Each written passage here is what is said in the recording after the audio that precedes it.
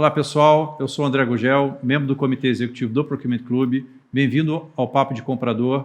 Papo de Comprador, um programa do Procurement Club com conteúdo relevante, através de profissionais experientes e tudo isso numa forma descontraída para você.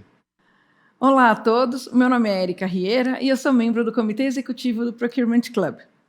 O tema do Papo de Comprador de hoje são as oportunidades e desafios no comércio exterior. Nós vamos falar de geopolítica e os desafios ligados à moeda, a questões fiscais e etc., que envolvem diferentes ramos da indústria e do comércio aqui no Brasil. Papo de Comprador é um programa que tem patrocínio de Avipan, Viagens Corporativas e Eventos, Level, soluções especializadas em procurement e com apoio da RC Online. Olá a todos, o nosso Papo de Comprador de hoje vai falar de oportunidades e desafios do comércio exterior. E os nossos convidados são Silvio Paião, Head of Customs Latam, da FCA Fiat Chrysler Automobiles, Érica Pinheiro, Strategic Sourcing Logistics e Foreign Trade Director, da Quantic, uma empresa do grupo GTM, e Eduardo Freme, diretor de Planejamento e Desenvolvimento Logístico da Raia Drogasil. Sejam todos bem-vindos. E já dando início à primeira pergunta, ao nosso papo aqui, a gente queria saber de vocês, considerando esse cenário de pandemia, quais foram os principais impactos, positivos e negativos, que aconteceu no trade internacional aí em 2020? E eu queria começar por você, Silvio. Oi, obrigado, Érica. Bom, o 2020 foi um ano bastante conturbado, né? Não foi um ano fácil. Eu diria que a gente teve pontos negativos, mas também tivemos algumas oportunidades. Por exemplo, a Receita Federal, eu tinha muita preocupação em relação a como que eles iam se ajustar durante a pandemia com esse trabalho remoto para conseguir fazer a liberação das cargas, e nosso setor tem um volume bastante significativo de importação e exportação. Mas eles conseguiram se adequar até rapidamente, a gente não teve muito impacto no Brasil, tanto na importação quanto na exportação. Na realidade, até os famosos canais vermelho e amarelo, eles tiveram uma celeridade na liberação, principalmente para as empresas que são certificadas no OEA, né? Eu não posso comentar em relação às empresas que não são certificadas, porque as empresas do grupo são certificadas, então isso ajudou bastante. Por outro lado, lá fora, eles também tiveram lockdown, e isso atrapalhou um pouquinho o processo deles, tanto na importação quanto na exportação. Isso acabou afetando um pouco aqui a disponibilidade de peça. Nós tínhamos no pipeline um volume, a empresa decidiu por não cortar esse volume que já estava planejado, então durante os primeiros 30, 60 dias, quase 45 dias, a gente estava com um volume normal de trabalho.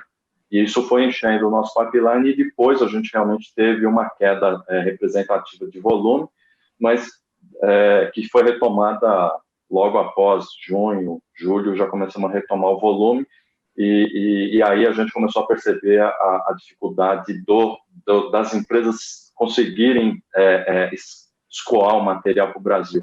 Aqui, sinceramente, o impacto para nós foi bem pequeno. E é essa a sua impressão, Érica? Você compartilha aí dessa opinião? Quais seriam os impactos positivos e negativos aí de 2020?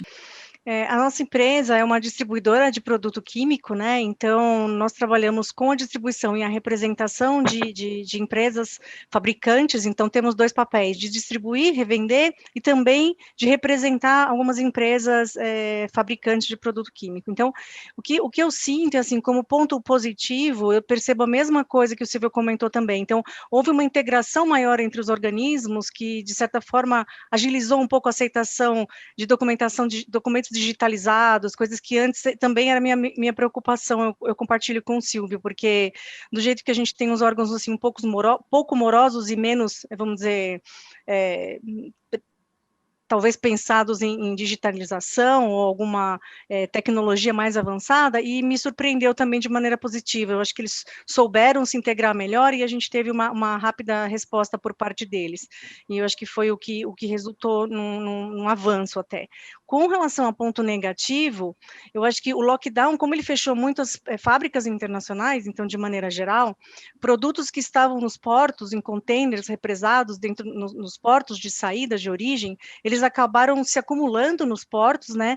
E isso foi fazendo com que o número de containers ficassem represados lá, diminuindo o número de container para circular. Então, houve uma dificuldade no comércio exterior da reposição rápida de container, obviamente porque eles estavam represados ali.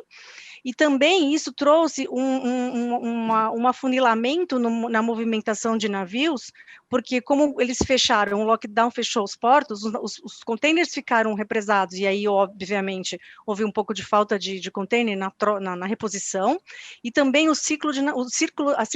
circulação de navios, né? Então, as companhias marítimas, elas restringiram rotas, justamente porque não tinha como partir se os portos estavam fechados, diminuíram a circulação dos navios, e isso trouxe o que a gente está vivendo hoje, né? Um aumento de frete internacional. A gente está realmente com frete marítimo bem alto, quase triplicado aí nos últimos tempos. A gente espera que agora comece a retomar. Já tivemos algumas sinalizações de companhias marítimas da Ásia que vai começar a normalizar, mas hoje a gente está sofrendo esse impacto negativo ainda, com os fretes muito altos, em consequência dessa situação que a gente teve aí nos últimos largos meses, né?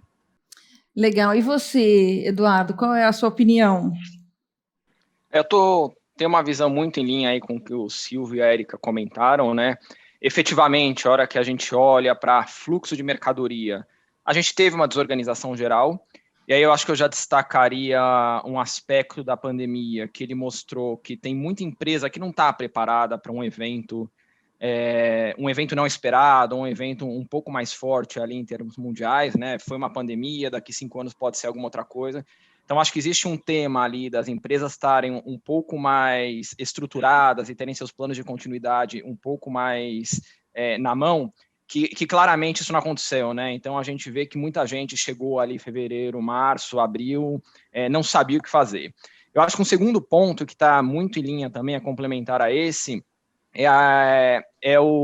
a força dessa reação em relação à força dentro da cadeia de suprimento. Então, o que eu quero dizer? A gente viu muitas relações de compra e venda que foram afetadas pelo lado mais forte, repentinamente tomar uma decisão, sem ter muita preocupação com a outra parte com que estava negociando. Então, vendedores que simplesmente decidiram parar de enviar mercadoria, compradores que decidiram não cumprir acordo. Então, a gente viu que a hora que chegou num momento forte ali, a gente teve bastante ruptura em acordos que existiam, que também eu acho que é algo que as empresas vão precisar repensar e vão precisar ter um pouco mais de planejamento e claridade, porque as situações adversas vão acontecer e a gente precisa estar mais preparado, né? Não é você só romper um acordo que existia que vai resolver o problema, porque a gente está tratando de uma cadeia como um todo. Eu destacaria também alguns pontos que eles foram desdobramentos da pandemia, né? E acho que o primeiro deles é a questão do crescimento do e-commerce.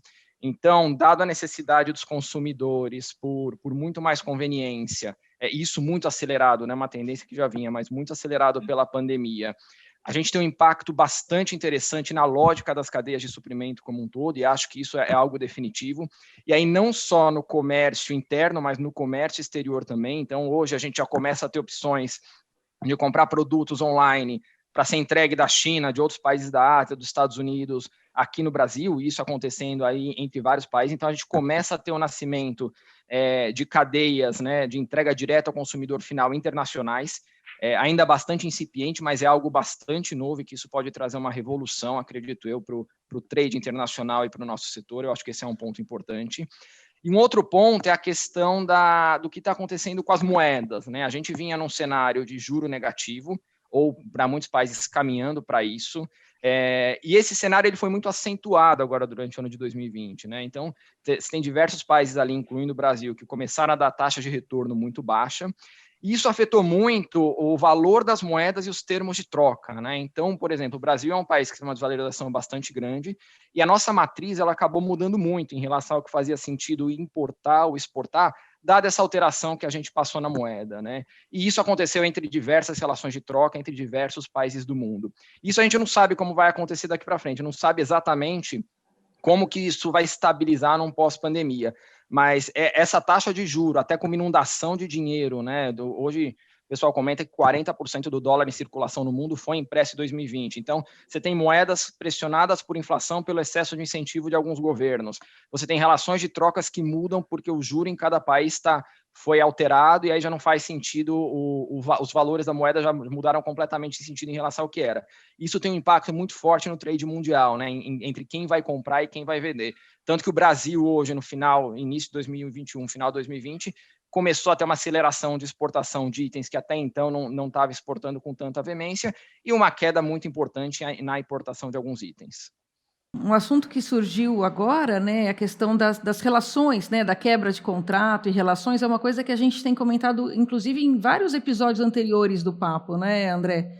Porque essas questões de relacionamento, de parcerias estratégicas, a transformação pela qual as áreas, né, de negócios passam, esse tipo de situação vai totalmente na contramão, né, do que a gente entende que está sendo aí um caminho, né, do próprio Fair Trade, que você é um embaixador, né, aqui no Procurement Club e em outros canais também das questões de Fair Trade. Então, mostra, né, uma dissociação entre a expectativa e a realidade, né, das relações de negócio. Né? Essas coisas não deveriam estar acontecendo mais desta forma. Né? Pessoal, eu queria emendar uma pergunta aqui. Vocês fizeram um belo painel aqui, falando muito das empresas, da relação das empresas, na realidade desse trade internacional, né, de tudo que a gente tem passado até aqui, né, nesse passado recente. Mas eu queria voltar agora a uma pergunta para o profissional, né, o profissional do setor. Né? Que tipo de transformação esse profissional ele acabou sendo submetido, né, e teve que passar? E também, incluindo nessa questão do profissional, para novos profissionais que eventualmente se interessem por entrar nesse setor, que tipo de novos skills ou de dicas, vamos dizer assim, vocês dariam para esse profissional que queira começar hoje a trabalhar à luz de tudo isso que vocês falaram, dessa transformação toda que o setor tem passado? Eu vou começar contigo, Érica.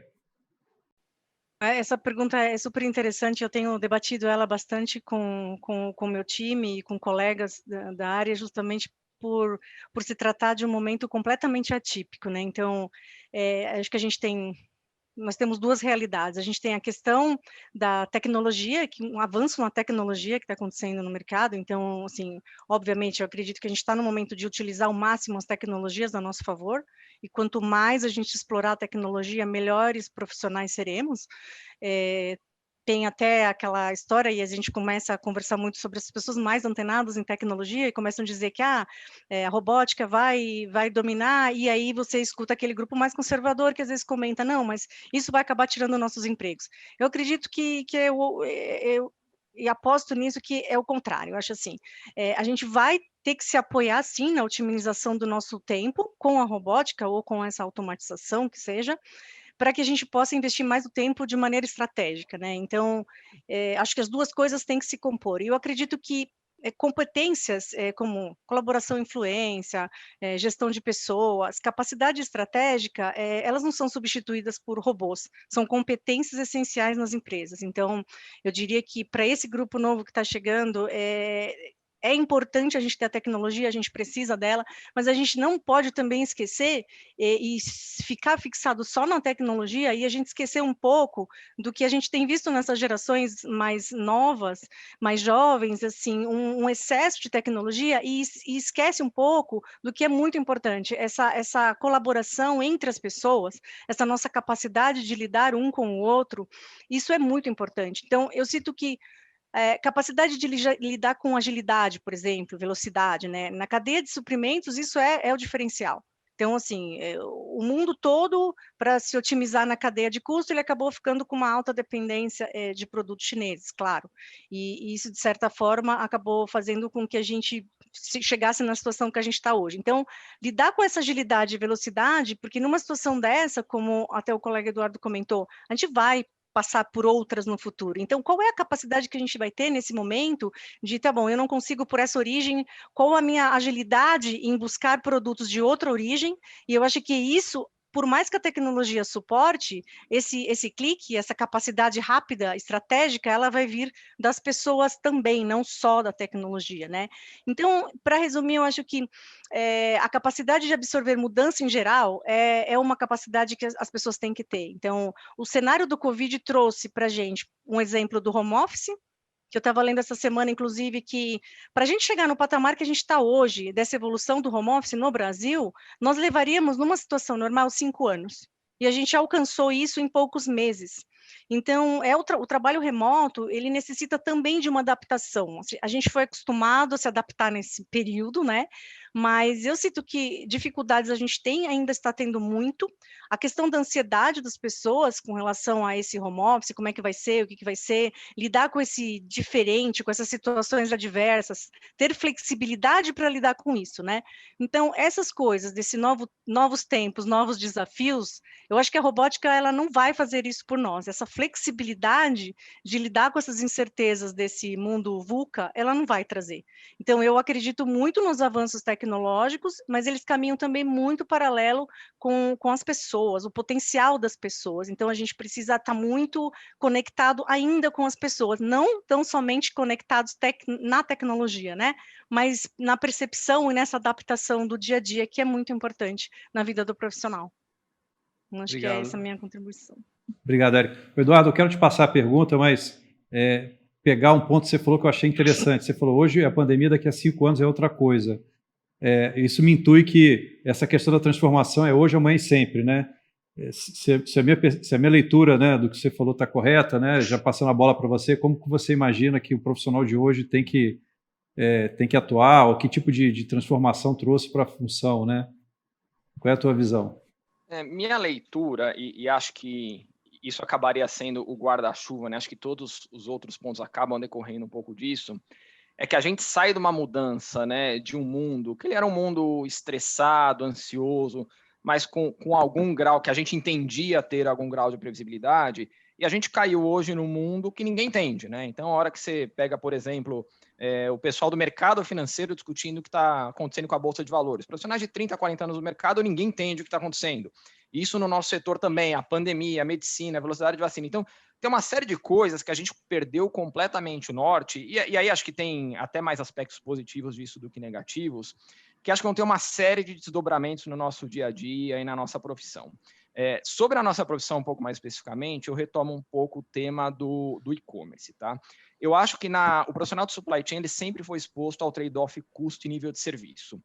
E eu acho que a pandemia ela desequilibrou essa balança para o lado do nível de serviço, traduzido como conveniência. A gente começou a ver que é importante as coisas continuarem se movendo, a gente ficando em casa, o tempo de ir para a loja, a gente começou a valorizar muito mais, porque agora tudo chega muito rápido no e-commerce. Então, acho que a gente começou a ter uma leitura de mundo que eu acredito que muito dela vai ficar no pós-pandemia. E o que isso altera para o profissional de supply chain? A gente vai precisar começar a trazer soluções que elas não têm nada a ver com o que a gente fazia até então, né? Então, antes você conseguia, por exemplo, um processo de planejamento de demanda, né? Que você conseguia um ciclo ali de S&OP, ter alguma previsibilidade, ciclos longos de importação, né? Na empresa que eu passei antes, que a gente importava produtos, eram ciclos aí de 8, 9 meses. Quando você tem um negócio que é muito mais direcionado para uma demanda de e-commerce, muito mais viva, reage rápido, teu concorrente muda preço, tua demanda oscila muito forte, todo esse processo que existe hoje, ele desaba. Ele não consegue ter as respostas necessárias que o novo mundo puxado por uma demanda online, puxado por uma demanda de e-commerce, precisa ter. Então, eu acho que nós, como profissionais de supply chain, a gente vai precisar se reinventar em muitas coisas, começando pela nossa abordagem de mundo. Eu acho que o ponto que a Érica comentou da relação de tecnologia e relações humanas, eu acho que efetivamente a gente precisa, como profissional de supply chain, tá muito mais envolvido, ter muito mais empatia, muito mais colaborativo, ou seja, tá mais bem envolvido no ambiente do negócio como um todo para trazer as soluções que o negócio precisa. E, ao mesmo tempo, a parte tecnológica, ela vai ser a base essencial e ela não pode ser um sofrimento. Então, a gente vê até hoje nas empresas, profissionais, por exemplo, de uma área de supply chain que tem muita dificuldade para analisar um dado, para usar um Excel para fazer bem uma consolidação de números. Eu acho que esse tipo de coisa, cada vez menos vai ter espaço para profissional que não tem um pleno domínio das ferramentas e da tecnologia, e sim para o profissional que consiga usar isso para tirar de uma forma muito rápida informação e insight para o negócio. Até complementando o que você está dizendo, né, eu concordo em tudo que você disse, né, eu acho que não vai ter cada vez mais espaço profissional que não tenha pleno domínio da tecnologia, assim como as tecnologias vão ser cada vez mais simplificadas, que até uma criança de 2 anos consiga operar, né? Quer dizer, a complexidade de utilização de ferramentas corporativas, a tendência é que fique cada vez mais amigáveis, né?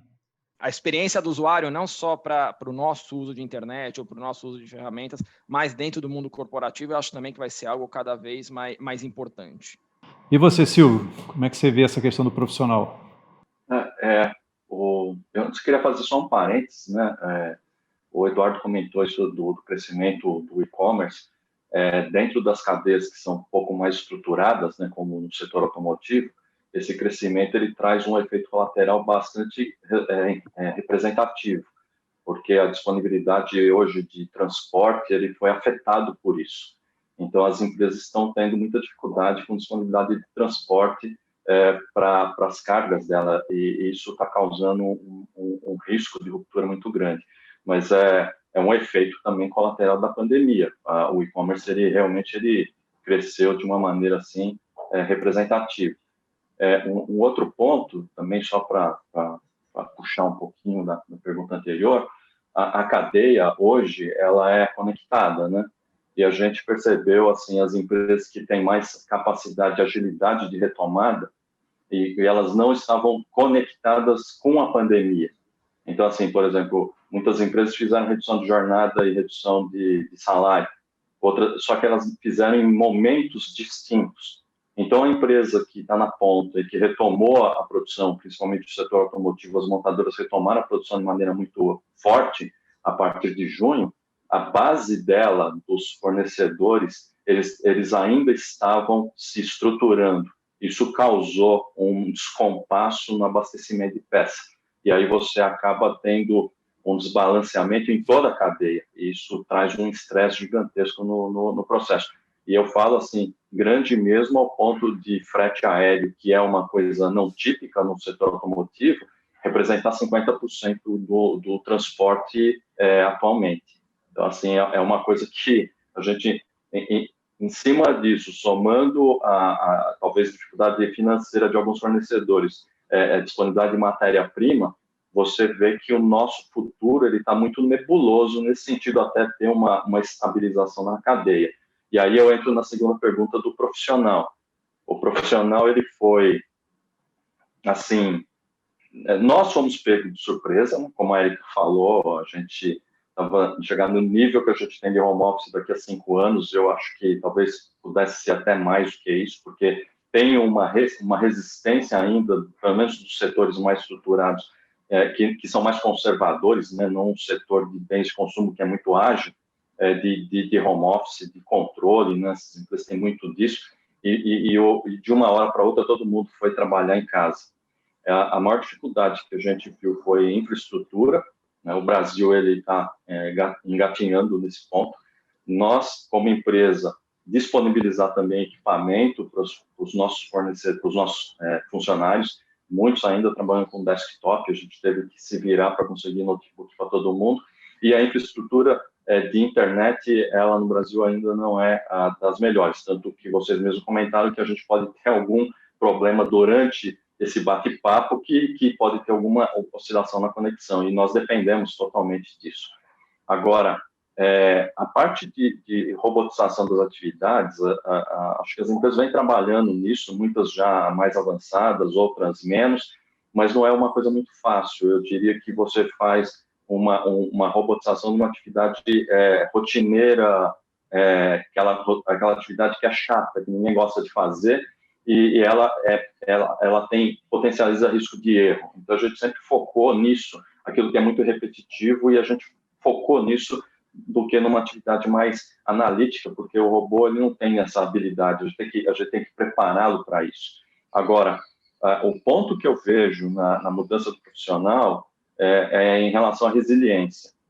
O home office ele demanda uma tremenda resiliência por parte das pessoas, porque não é fácil você trabalhar em casa e ter disciplina.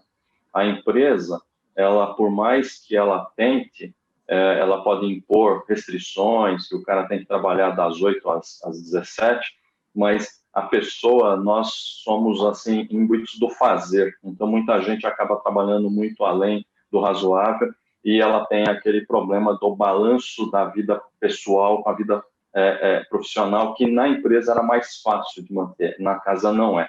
Então, além do profissional novo que tenha todo esse conhecimento de tecnologia, porque isso vai fazer parte do dia a dia cada vez mais e cada vez mais rápido, a gente vai ter que se reinventar a cada momento, porque vai vir uma tecnologia nova, que você vai mudar uma forma de preparar um BI, que daqui a pouco tem uma outra ferramenta que é mais simples ainda, e você vai ter que se aprender novamente. Então, a gente vai estar continuamente na universidade aprendendo a parte de tecnologia. Mas a parte pessoal, para mim, ela é fundamental nesse momento. Nós vamos voltar para o escritório, eu diria que parcialmente. Eu acho que a gente não volta mais. Também concordo com o Eduardo que daqui a 5 anos pode ter outro tipo de ruptura. Então, a gente vai ter que... O que a gente mudou, forçado, vai virar a nossa rotina. E aí entra o outro lado do profissional. Tem o profissional que vai estar lá na frente, trabalhando, fazendo as atividades, as entregas, mas tem aquele profissional que está ali cuidando desses profissionais. Esse, para mim, ele é fundamental para ele conseguir manter a moral do pessoal elevada de maneira virtual. Há um tempo atrás já, eu sempre vinha conversando com a minha liderança e falando para eles, cara, você é líder hoje, você está enxergando as suas pessoas, você está sentado ali, você está vendo as suas pessoas. Daqui a alguns anos, você vai estar sentado na sua mesa e você não vai estar vendo as pessoas. Como que vai ser você como líder daqui a 5 anos, daqui a 10 anos? E você vai ter que continuamente se reinventar nesse período. Eu falava para eles, como que vai ser isso? E o pessoal ficava ali pensando, para eles leiam sobre o assunto, porque isso tem muita coisa na internet, porque isso vai acontecer em algum momento. E o que foi? Aconteceu de maneira abrupta, e hoje, eu diria assim, foi interessante que quando eu voltei para eles, eu falei, agora? Ele falou, eu tenho mais contato hoje com as pessoas do que eu tinha quando elas estavam presencialmente no escritório. Por quê? Ele sente a necessidade de estar próximo dessas pessoas, né? Então, esse acho que é uma grande mudança que a pandemia trouxe também, a liderança, ela tem que mudar de maneira radical, porque não é fácil você cuidar da ansiedade das pessoas e mantê-las motivadas no nível de entrega que elas são demandadas atualmente. Isso é um fato, né? Eu lembro que quando a gente quando começou a pandemia e fomos todos para home office, etc., teve o lockdown, todo mundo, era uma opinião unânime que todos estávamos trabalhando mais, né? Então, o que vocês comentaram exatamente da ansiedade, do estresse, da carga de trabalho, etc., foi uma coisa generalizada, né? Sem dúvida. E agora mudando um pouquinho de assunto, voltando para uma questão um pouco mais técnica, assim, eu queria saber de vocês se vocês observaram alterações relevantes no mix de produtos que foram importados e exportados durante esses meses passados, né? A gente já falou aqui das questões de pandemia, das questões de logística, das questões de moeda também que afetaram o mercado, e outros pontos que ainda vocês vão trazer, e assim, vocês perceberam grandes variações nesses mix de produtos, e quais seriam? Eu quero vou começar com você, Eduardo. Eu acho que a gente tem alguns nichos um pouco específicos, né, do que eu pude observar. Então, você tem aí alguns tipos de medicamentos, por exemplo, mais relacionados ao que está acontecendo agora, que tiveram aumento de demanda, outros foram reduzidos. Eu acho que alguns produtos relacionados a práticas que mudaram muito, então, por exemplo, material esportivo, né, que é uma indústria que eu passei, a demanda de produto dessa indústria mudou muito, porque a forma que a gente faz esporte ela foi bastante afetada durante esse último ano. Então, eu acho que alguns nichos, alguns setores específicos tiveram uma oscilação um pouco mais abrupta. Olhando o país como um todo, né, eu acho que o que a gente vê uma aceleração muito forte, especialmente no segundo semestre, são os produtos que o Brasil sempre exportou, né, os produtos que a gente já é forte, tendo uma demanda muito mais alta pela desvalorização da nossa moeda, né? Então, derivados de madeira como um todo, alimentos, tudo isso que a gente sempre exportou, minérios, acabou acelerando muito por conta da desvalorização do real. Legal. E o setor automotivo, Silvio, como se comportou nessa questão de mix de produtos? Olha, Érica, você conhece bem o setor automotivo, não preciso falar, né, aqui. O setor automotivo ele é muito mais complexo do seu ponto de vista de você alterar uma fonte ou você ter uma fonte alternativa. O processo de validação da maioria dos componentes ele é muito longo, então você não consegue mudar a fonte. Durante esse período da pandemia, o que levou foi realmente a uma análise mais aprofundada das fontes disponíveis. A maioria das montadoras são globais, tem presença em todos os continentes e produzem os veículos nesses continentes. E muitas vezes a gente tem, internamente, já tem uma fonte alternativa, uma fonte na China, não necessariamente é a mesma fonte que fornece aqui na América Latina. Então, isso levou a gente a fazer análise, mas o foco principal foi disponibilidade. Hoje, o setor está passando por dificuldade, por disponibilidade de peça, né? É o que a gente espera que nos próximos meses isso se estabilize por essa desconexão da cadeia, né? As ações preventivas, contingenciais que cada setor conectado tomou, gerou um efeito colateral que a gente está sentindo na pele agora. Então, nós não estamos buscando, eu não diria que a gente não está buscando hoje a questão de buscar disponibilidade, mas a gente tem grupos também avaliando alternativas ou desenvolvimento de fontes alternativas para proteção do câmbio. O câmbio está volátil, está muito alto, se você depende muito de conteúdo importado de uma hora para outra, aquela parcela do seu custo pode aumentar, sei lá, 10, 15, 20% por causa do câmbio. Então, a gente tenta procurar a melhor forma e buscar fonte alternativa, mas o ponto de desenvolvimento da fonte alternativa não é de curto prazo. Então, assim, no setor automotivo é mais complexo, a gente vem continuamente estudando, independentemente da pandemia, isso já fazia parte do nosso dia a dia. Então, eu diria assim que a pandemia, ela veio alertar-nos que o que a gente vinha fazendo era certo, mas a gente tem que procurar se reinventar para ser mais rápido. Mas alguns produtos dependem de validação e aí não tem como você acelerar mais do que já foi acelerado. Ótimo. E você, Érica, o mercado de químicos, teve alguma mudança?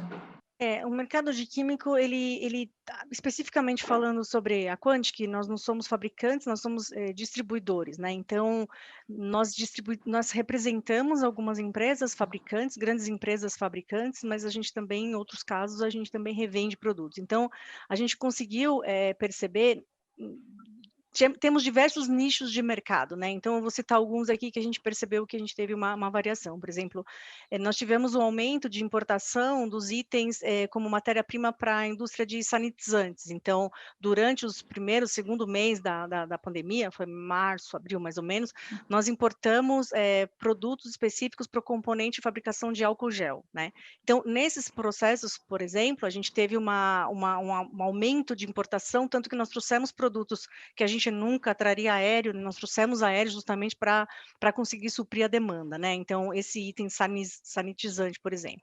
Matéria-prima para fabricação de cosmético, ela também variou e é muito interessante a variação, porque, por exemplo, alguns itens como pigmentos para batom, para a indústria de cosmético batom, ele teve uma queda muito grande durante esse período de pandemia. Então, esse nicho meio que se congelou, pigmentos, por exemplo. Enquanto produtos para tratamento de cabelo, ele aumentou. Então, você percebeu, assim, a movimentação. As mulheres saíam menos e as máscaras, então, o batom foi um pouco eliminado. Mas então a gente vai prestar mais atenção no cabelo. Aí começou a subir o cabelo. Aí, mercados que se retraíram bastante, como a construção civil, porque embora algumas pessoas ficaram um pouco em casa, vou pintar uma casa, alguma coisa assim, a construção civil em si, ela se congelou. Então, a gente teve uma queda em alguns produtos, assim como a indústria automobilística também fechada, produtos para a indústria de borracha, ele também retraiu. Então, tudo que era para automobilístico retraiu um pouco, mas depois a gente percebeu que se recuperou muito, muito rápido. Então, nós não tivemos, assim, troca de mix dentro do que a gente fornece, porque é muito em linha do que o Silvio comentou, a gente também não tem aquela facilidade a trocar, porque nós representamos algumas empresas. Então, se eu represento aquele, nós somos daquele representante, fabricante específico. Então, a gente não teve troca, mas, em geral, a indústria química, ela reagiu de maneira bastante positiva, tá, para essa demanda de insumos. Então, apesar da crise, a gente não sofreu desabastecimento e os nossos fornecedores, eles souberam reagir rápido e a gente encontrou alternativas alinhadas. Então, a gente conseguiu navegar nessa crise do Covid, vamos dizer assim. Pois é, Érica, só que a gente tem que fazer aquele break. Mas a gente continua na semana que vem, né? A gente vai dar uma paradinha aqui. Eu acho que a gente já construiu aqui uma história bacana nessa primeira parte, sim. Com muitas dicas e detalhes importantes de vários setores, né, com relação à questão do comércio exterior. Na parte 2, a gente vai falar de uma questão mais aberta, de um cenário geopolítico global. Acho que tem muita coisa legal ainda pela frente. Então, pessoal, semana que vem a gente está de volta. Lembrando que acione o sininho lá no YouTube para acompanhar todos os episódios, compartilhem com os seus amigos, né, e outros compradores o que já publicou, e assistam também os episódios anteriores que a gente já colocou lá na nossa biblioteca lá no YouTube. E a gente se vê na semana que vem. Um abraço. Tchau, tchau.